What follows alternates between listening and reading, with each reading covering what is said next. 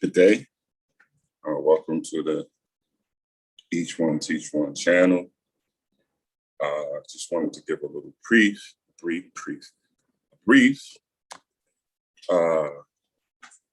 Piece, not a coincidence.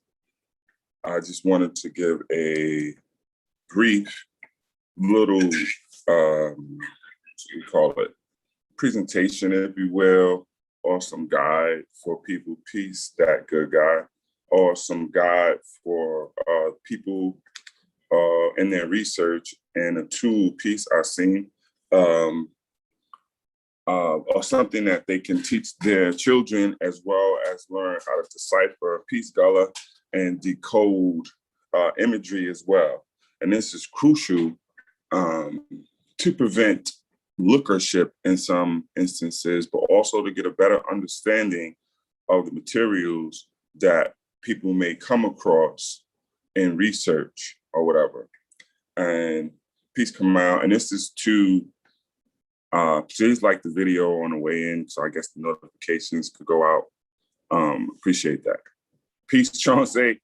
And this is to help people understand that a lot of the images that you see are in fact allegorical images. And so what I wanted to do is piece this entire is to start off real slow, not assuming that people, have any idea what this is, but to show you how you can play along with me right now and get some insight, and hopefully along the way, get a tool that you can put in your tool belt that'll help you analyze certain things, get a clearer head, as well as understanding how people are unfortunately misinterpreting symbols and allegory because they don't have a grasp or understanding of it. Unfortunate, but sad and true, and people are getting deceived by things. So decoding, and it's part of these little videos that I do, will help those people so they can be armed with the tools. So let's get down to it, and let's, this will be brief. Share screen. Start broadcast. Peace tone, of course. Okay. So I'm gonna go to we want to go first to allegory. It's real simple so people understand what an allegory is. And I'm just gonna go to, maybe not. First go to Merriam-Webster, just a basic definition, okay? Allegory, the expression by means of symbolic, fictional figures and actions of truths or generalizations about human existence. Number two, a symbolic representation. Okay, so allegory, once again, is the expression by means of symbolic, fictional figures and actions of truths or generalizations about human existence. About human existence. Okay? The poem here's an example. The poem is an allegory of love and jealousy. Okay? This is a very important literary device that has been used since poetry, symbolism, art has come about, allegorical representations. Okay? That's important to understand because a lot of the imagery that floats around that people may come in contact with are in fact allegorical representations of things, whether they be events or whatever. They hold and harness clues. And this is where the decoding part comes in. If you don't know how to decode them, you don't understand the allegory or the message through the symbols that is trying to be relayed to the viewer. Okay? So with that said, we're gonna go into the areas where we may be so people can get where we're going. So what I'm gonna first do is go and explain. Unfortunately, I have to explain it because people don't get it. Africans were extracted from West Africa and brought to the New World during something that's called the transatlantic slave trade to an exploitation of their labor. Okay? That's a fact. They were taken from West Africa and exploited for their labor and seen as a gift, if you will. There have been allegorical representations of things. But first, let's just look at poetry. This is a book. Here's your book. This is called The History, and people can play along. The History, Civil, and Commercial of the British Colonies in the West Indies. This book is written in 1793. All right? Yes, if people would like to support, I appreciate that, Kamal. The Cash App is History Man 718. The Cash App is History Man 718. And I appreciate everything and support. And hopefully you guys see what things are going as far as the resources that we get and the information that is provided. And hopefully you feel it's an equal exchange for your hard-earned $1, $2, $5, whatever you send, and what is reciprocated with the information that you have so you can arm yourself as well as your children, and you know you're not getting a bunch of hokey stuff. And I provide the resources so you can have them once the video is over, so you don't have to rely on a random dude on the internet who said such and such. You will be armed. Just look at the videos with the information to extend your research and have them now in your resource. So I do appreciate that. But here we are. Allegory, and this is from 1793. And I'm just gonna make the screen bigger. I'm not gonna read the whole poem. I just wanna get you an idea of what allegory is, right?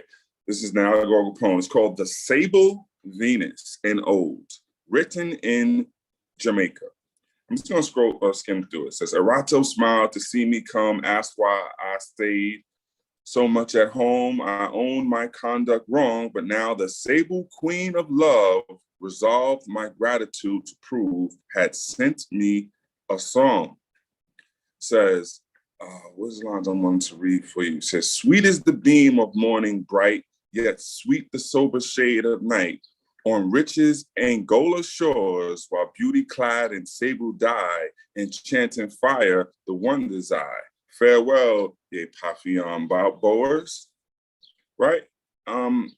You guys can read through this at your own leisure. I just wanted to give you how poetry affects those things, right? And you can see, you can hear allegory and understand these things, and you guys can read. There's tons of allegory built in here.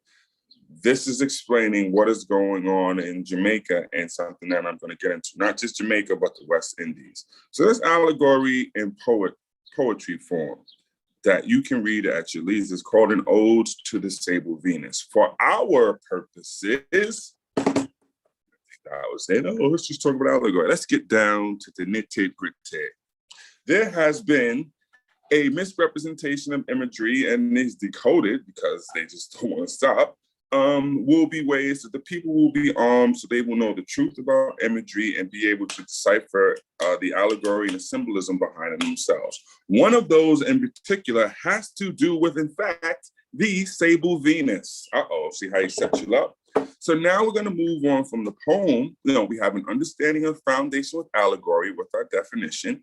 We've seen it expressed in poetry form with its allegorical symbolism to the Sable Venus. But so now let's go and see what has been misinterpreted. Friends, boop, you've seen this image before. You've seen this floating around.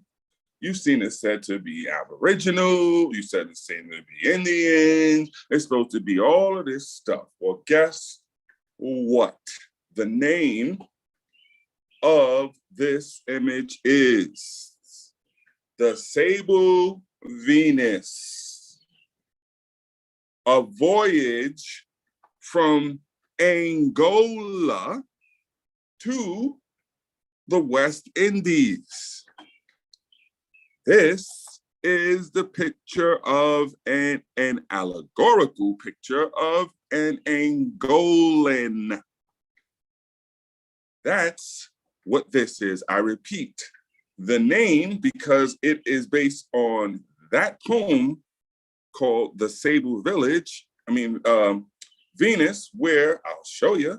It says right here, sweet is the beam of morning bright, yet sweet the sober shade of night on rich Angola's shores, while beauty clad in sable dye, enchanting fire the word, the wandering eye. Farewell, ye Paphian boers. Boom, allegory we understand. That is the Sable Venus, my friends. This is titled The Sable Venus. Oh, I'm gonna get you, this isn't no secret.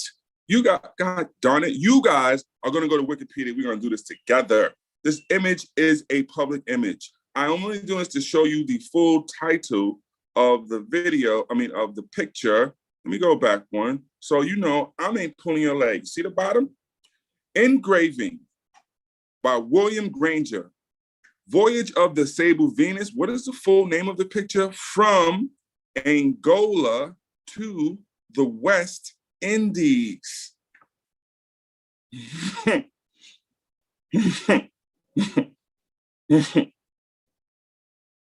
That's an African from Angola, allegorically represented.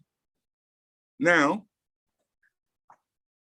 let's break down the allegory. This is representative of the Angolan extracted from, which is the prize, the Venus, Sable Venus, extracted from Africa, like I mentioned, to be enslaved into the New World, West Indies, most primarily, okay? This picture is taken from, Jesus, I see you in the chat. You guys need to contact Jesus because this is taken from, this goes real deep, fam, pause, Venus, allegory. This is taken from another picture that I'm not getting into right now. Let's see if I can find it under imagery. Where's the Venus one? Whoa, pause with all the weird Venus stuff. I just want to show you where that is based on. That is based, what is it, Botticelli, right? Jesus Botticelli. Where's Venus? Botticelli. Here you go, folks. This is a famous painting by Botticelli, called there you guys, you can see it better, called The Birth of Venus. Okay? That's what it's based on. There's allegorical imagery here. What they did was, see, they took the Venus, Botticelli's famous painting, and they, boom, folks. So now we get into art history along with this, folks. The CASHAPP is History Man 718. I promise you, you can ask Jesus and others what you're receiving. I promise you, you only receive on the college level as far as this information. I can guarantee you that. You might see high school students deal with allegory, but getting into this level and where we're gonna go in this brief video, I can promise you, because you're learning about Botticelli. This is one of the most famous pictures. And so we understand that what popular culture works, and popular culture gets reinterpreted to certain things, right? So, but you understand the base, you understand the thought process behind this picture, because the ideas came from how do we represent in this picture of Venus. Do we all see this? Venus, clamshell, the whole bit, there's allegory and symbolism with this picture, a famous picture by Botticelli. Okay? This picture is what was interpreted from this poem written in Jamaica about the Sable Venus. Now they added sable. The sable is, the clue of who the sable is right in this line, what is it, stanza? I think it's stanza of the poem. Whoa. There you go, smart guy, slow down. Where'd you go? Here we go. Sweet is the beam of morning bright, yet sweet the sober shade of night. On rich Angola's shores, while beauty clad in sable, get it? Sable dye, the black body, see? As opposed to, is this Venus clad in sable dye? No, she's not. But This Venus is clad in sable dye. Understanding this poem, get it? Sweet is the beam of morning bright, yet sweet the sober shade of night on rich Angola's shores. While beauty clad in sable dye, enchanting fires the wandering eye, farewell ye Paphion boers. O sable queen, thy mild domain, I seek and court thy gentle reign. O sable queen, thy mild domain is a jab toward us.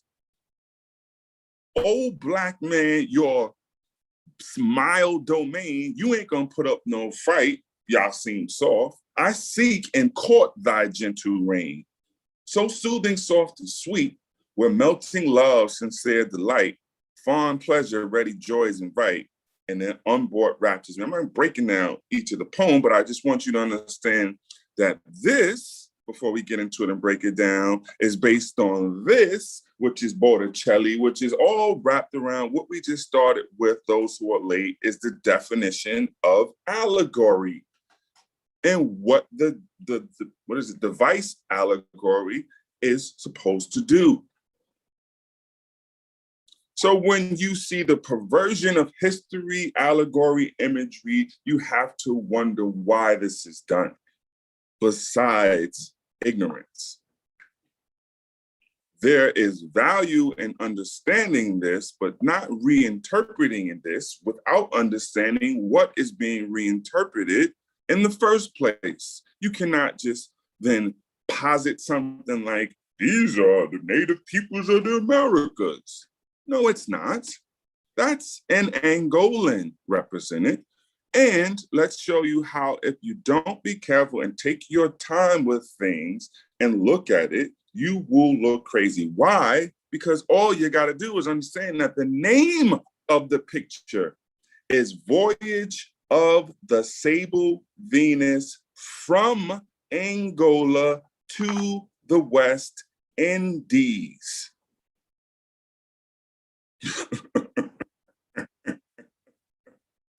How could you misuse this picture when the name of it tells you they got them from Angola and brought them to the West Indies? This is within your time frame of 18 whatever. Okay, so what we'll do is we'll go through this briefly. This, watch this, folks. These are cherubs, as you know, the little white figures. But what it is, we have her in the sham. She looks like she's in control. No, the reason that she is so open and said just nothing, basically something covering her genitals, is because that symbolism of richness of Africa and what they extracted and how it's up for grabs, whether it be the natural resources or the peoples themselves, friends. A symbolism. She's not in any clothes, like how all is open for anybody to get. Symbolism, because this figure represents who? The Sable Venus of Angola, or the Angolan. And so what we will see, it looks like that she's the control of this. No, because one, as you can see, this is Triton right here. Triton is guiding it, and Triton is holding the British flag. Friends, it's the British flag that Triton is holding. Hopefully you can see it clearer. Triton is the one that's in charge of where it's going. Britain is in the one. You're not in control. Huh? Triton, Britain is in control. It looks like she's in control until you see, friends, this is not ornamentation on her wrist. These are like subtle implications of chains on her ankles and her wrist. It looks like she's in control. No, Triton is in control, as you can see. And basically, what she really is holding on for dear life because she's riding some damn dolphins. She's not controlling it. The cherubs are controlling the dolphins or whatever. She's holding on for dear life, friends. And look what's on her wrists and on her ankles. The chains.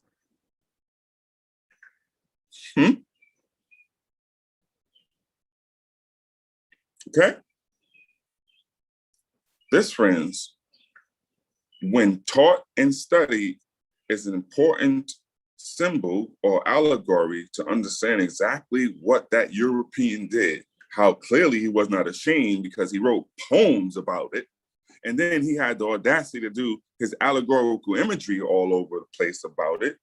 And it seems like it's some erotic fantasy because of the way the poem is written. It's like raptures and love and old melting love and all of this. That melting love was for the Black body so it could control it and destroy it and just enslave it. Treat it less than human. You profess your love in sonnets and poems and all this Sable Queen. No, you wanted to Sable Queen so you could literally take the life and dehumanize it. You want to be in love with something so you can do, that's called a sick obsession. That's like a stalker, if you think about it. It's beyond a stalker. That woman, Africa ain't paying you no mind. You are obsessed to the point this happened. You have to have it. You can't live without it. Could the West Indies live without the African? Could the British in the West Indies live without the African? No. The answer is completely no. This is what the lust and the love is about. And they could not express no other way through allegory. They had to let it out. I love that Sable Venus. I can't live without her. The allegory for that Sable Venus is the African, the West African. Couldn't live without you. Wrote poems about you and did pictures about you. This is what this is saying, but it's also showing you, now that we can see this, this is a story of enslavement of the African. This has zero to do with an Indian, an Aboriginal, or anything else.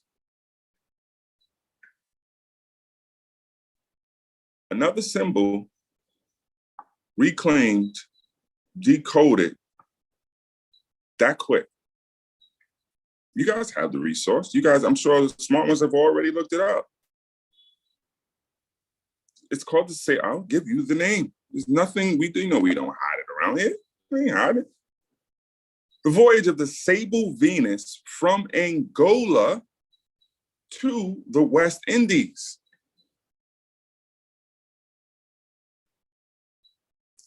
Folks, these aren't going to be that long, I hope. If you feel that you've learned something new, that you've never heard before, and it has a value to you, that you can share with your friends, family, and children and not seem like a nutbag because you can provide the truth, and you have a way to teach your children a literary device called allegory, and you can express it to them through words as well as imagery, so your kids have a better idea. Then, if you'd like to support, you can do it through, this is what makes the Abo-centric people mad, cooperative economics. If you'd like to support, you can like the video one, as well as the Cash App is HistoryMan718, as well as I think the Super Chat may work. But the Cash App is HistoryMan718. So if you feel that I've done my part, that's how we can do it. That's how it works. That's called cooperative economics, friend. Each one teach one. How is that hard to understand? If you feel that I've done my job and taught you something new, there you go. That's simple. No need to stay on and, oh, I'll make your mind come out and we'll take care of all that. That quick. Are we good? They keep playing. I'm going to take it all away. If they keep playing, I'm going to take it all away. I keep trying to let them live, and they don't get it.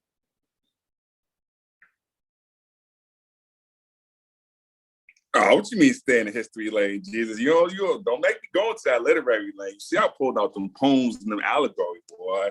Don't make me break into my Shakespeare bag on you, Jesus. I'm just trying to keep it Black for Negro-dom, but don't let me reach into there. We can get into them poets. No, I know you're an English teacher. But actually, Jesus, I'd like to have you come on and maybe we could definitely have a build on this so we can see how these literary devices are used within the written word as well as the image. I think that'll be cool. I think that'll actually help expand because, you know, a lot of people learn this stuff in high school, maybe, as far as the allegory and poems and Shakespeare and all that stuff, literary devices. But I mean, let's be honest, some of us are out of school 10, 20, 30 years, whatever, you've forgotten. It's okay. But your kids are in schools now. So if you want to keep abreast in how to help them, this may be one way to do it as far as, okay, we got a better idea about allegory and symbolism and so forth and so on. And these are creative devices as well that could definitely help the children. Definitely help the children. With that said, folks, don't need to belabor it. We got another, I think you got some solid information. You can get the name of the book. If you want it as far as the actual book is, I'll get you the exact name. I'll get you the exact name. Come on, dude.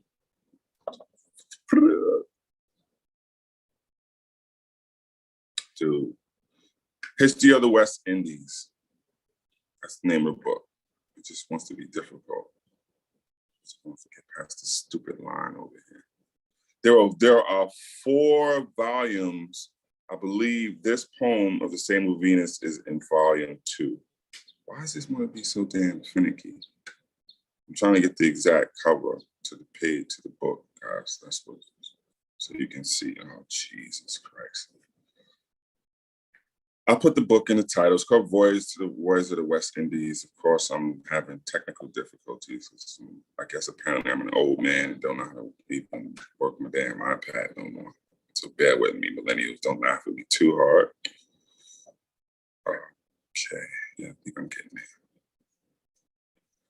So I can show you. Here we go. This is volume 2. Okay, it's called The History, Civil and Commercial of the British Colonies in the West Indies, illustrated by an atlas and embellished with a portrait of the author and so forth and so on, to which is added a general description of the Bahama Islands. And so what we're gonna do real quick is watch this.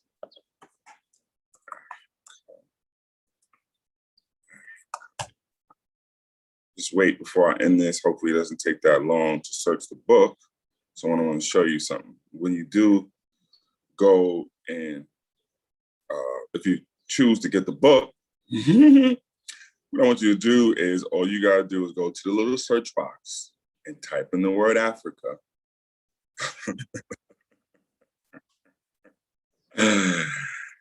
And how are they going to explain that all through this, the word Africa is being used as well as they're talking about the African, whether it's poem, picture, or how they did it. All in there. Yep. Show air. Right there, folks. How many times have you heard Uncle Truth tell this story? In the year 1442, while the Portuguese, under the encouragement of this celebrated Prince Henry, were exploring the coast of Africa, and Antonio Goncalves, who 2 years before had seized some Moors near Cape Bohardar, was by the prince ordered to carry his prisoners back to Africa. How many times have we heard this? This is from the 1800s. This is the story in a book in the 1800s about experience that happens in the 1400s. Whole thing, right there. You want the history of the West Indies? How about reading the book, History of the West Indies? There are 4 volumes. Good luck and have fun. I have just armed another set of people with tools to put the pieces back together and kick the legs from under the lion pseudos. That quick, that easy. We're done, right? So I'm not staying on all day. We got this. We got some solid information. We don't, come on, y'all. We don't want the poetry. We don't want the allegory. We don't want the symbolism. We don't broke down images. We don't decoded stuff. And we don't found the Sable Venus. And we understood Botticelli and what was origins. Got it? So, see if there's anybody that I need to thank, and I will. No, nobody thanks, but if you like to, like once again, it's HistoryMan718 at Cash App. Like the video, share the video, leave a comment. You have the resources. I'll probably put the links in the chat, in the description. If you guys don't have the images or anything like that to share with others. All right, so enjoy your day. Hopefully you got something new that you never heard before. Each one teach one. And until next time, peace.